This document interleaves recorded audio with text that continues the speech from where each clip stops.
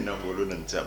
Mais nous allons essayer parce que dans ce pays pour une émission culturelle, où que Batobele Namboka Baïbaka culture. Comment moi na otuniye bisoto to bano banga ba tangisa biso Napoléon.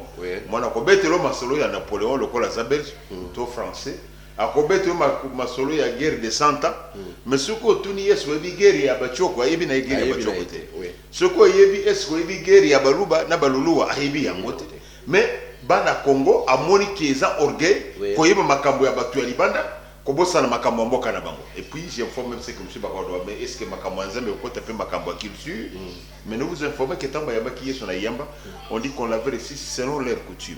Tango yeso pe abandaki abungaki na temple na Jérusalem, tango abungaki a tikali simabungi, on dit qu'ils montaient selon leur coutume. C'est-à-dire il faut motonyon so ayeba ki culture ya mboka ezali na litomba parce que zo fungola bato. Les autres sont abattus dans makambo bene. En tout cas, Batouno Soubaye Batira Mboka et Zalina Litoma parce que les autres sont battus belé. Apôtre Tozo continue à émission à Bisso, mais tout le monde est balelo. Tozo mona batu, bazo bengama, baluba, bachoko, bangwande, banan biko leza et belé. Mais les loba na bazo yebate, ba para na banda balinga ko l'excel suba na makambo culture na Bisso te comme nga makambo poto. Mais yo tant que oza analyste culturel, oye bise Bisso na no expliquer Bisso. École à Baluba et Banda Boni le lopoto mon école à Baluba. Ok, merci beaucoup. Oui. Na kanisi eza mutu ya moko ya malamu.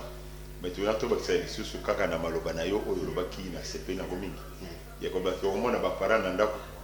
Batangisa bana makambo musu. Mwana okotuna yi novelas aibi novelas.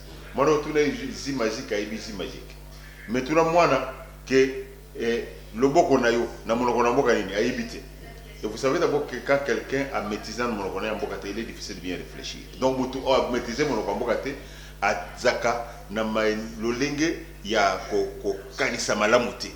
Donc, culture est là, il y a monté. Et puis, au bout qu'il y a un peu moins secret. Au bout qu'il y a un côté na Boutu, c'est au lingo qui me semble que pas bombelo. C'est au yo, il y a mon monokone. Vous expliquez, na lingala alors que moi je peux azoe ka lingala. Ouais, il faut bêter dans la France. Donc vous comprenez que culture ça mon kombo après est très nécessaire et nous disons aussi que ba congolais tous en 4 langues nationales. Na 4 langues nationales, congolais alingi azala congolais ya solo, asengeli ya ibata mibale to misato to minei ya mino kombo. Mais j'ai quand même la chance de parler quand même tout moi 4 langues nationales na débrouillaka. Donc ceux qui na commis na Bakongo, mo metu baki Congo. Ceux qui na commis na Bangala, na zo balingala. Ceux qui na obi na Baluba, ndinga kole chiluba. Ceux qui na commis